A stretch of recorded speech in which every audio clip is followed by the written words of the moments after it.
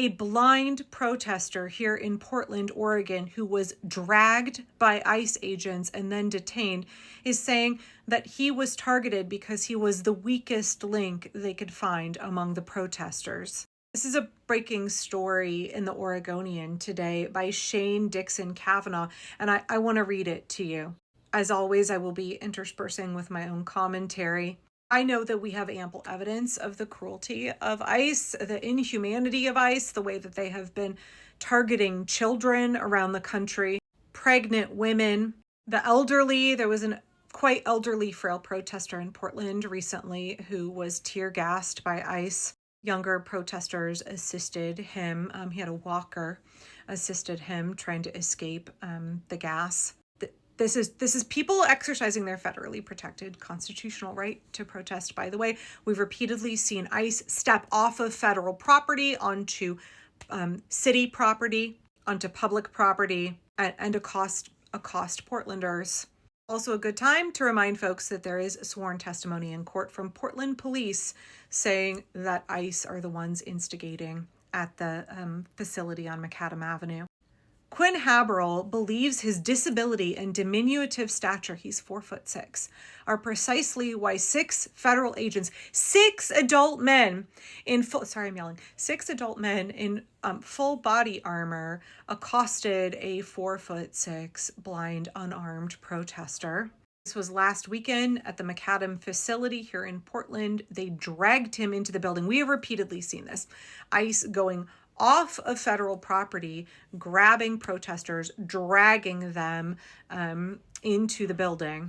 I think they wanted to make a point, Haberl, who is 4'6" and legally blind, said, so they picked the weakest person they could find and made a big show out of it. What do we know about bullies? What do we know about people who target armed men in full body armor, groups of half a dozen of them, who target the elderly, pregnant women, children, disabled Americans? What do we call people who do that?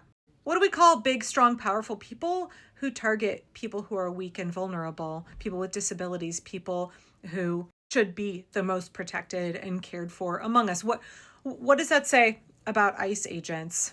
That they are known. They are known. And this article calls it for employing aggressive tactics. Okay, I'm going to stop editorializing for a minute and just try and get through this article. Haberl's detention Saturday, captured in jarring photographs and video footage, is among the latest instances of federal law enforcement officers employing aggressive tactics against Portland demonstrators who didn't appear to present a clear physical threat. What happened to me is not okay, Quinn told the Oregonian on Monday. What's happening to others is not okay. It was also the second time in a single week that federal officers have used physical force against Haberl while he was seated by himself on the sidewalk. I just want to say mad props to Quinn. He said that he is undeterred and will soon return. Of course, an ICE spokesperson did not respond to a request to comment.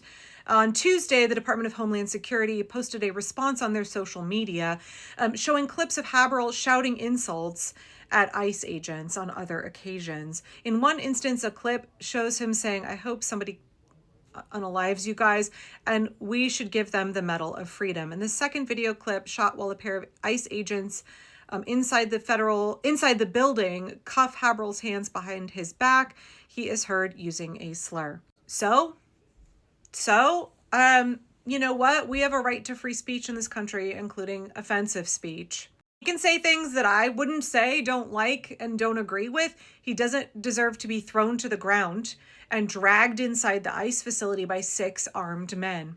Quinn, who has congenital glaucoma, rides public transit down to the waterfront facility and says that he is down there because he has friends who have been harassed by ICE, ordered to show their proof of citizenship because of the color of their skin.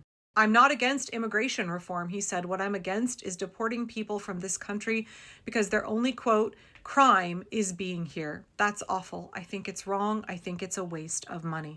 As a minority myself and as somebody who is disabled, I've lived my life feeling that the system doesn't care about me. This administration and the things they've said, the things they do, that just reinforces that. Quinn usually shows up between 6 and 7 every evening wearing a green safety vest, has a white mobility cane, and carries a powder blue teddy bear. There's usually music and dancing and merriment between 6 or 7 in the evenings when he arrives. To be totally honest, he says, my favorite song thus far has been Baby Shark.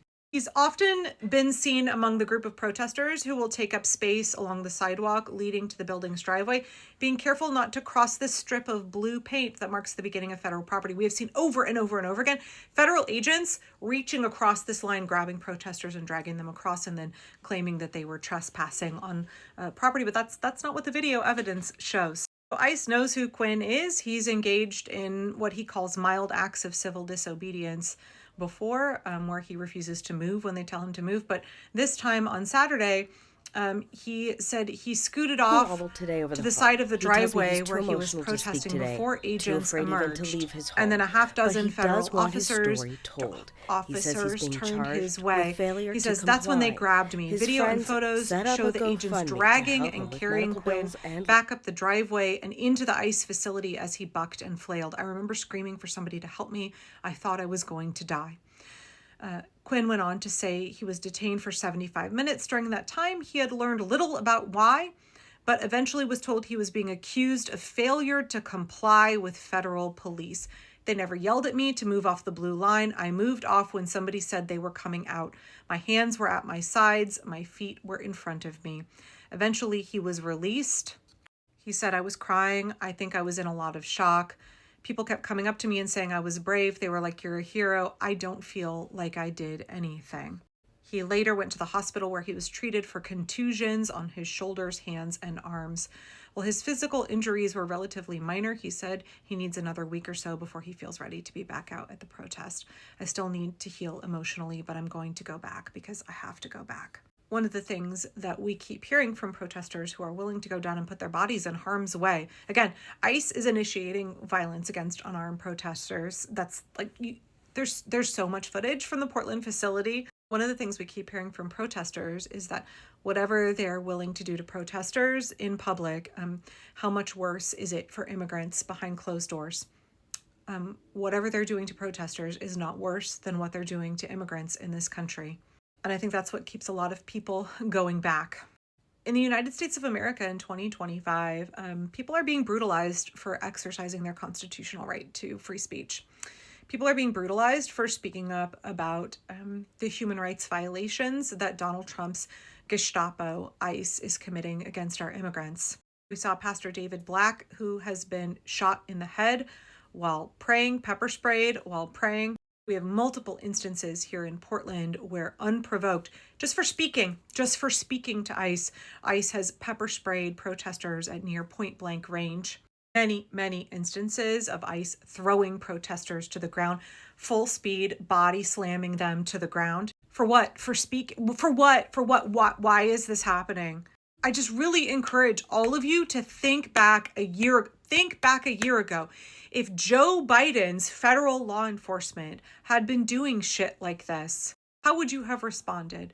I don't want people to allow this to be normalized. I don't want people to think that this is okay. I understand how rapidly the regime has tried to move the needle.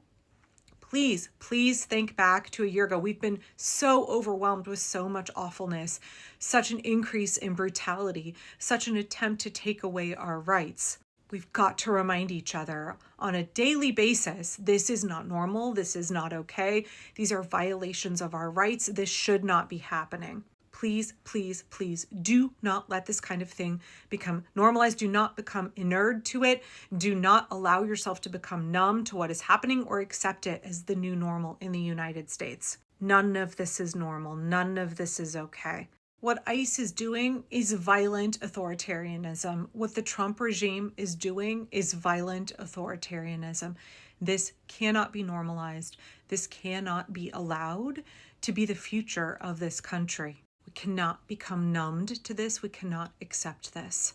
Thank you, by the way, to all of the protesters who continue to stand up, be willing to put their bodies on the line, remind the entire country that what is happening now is not okay.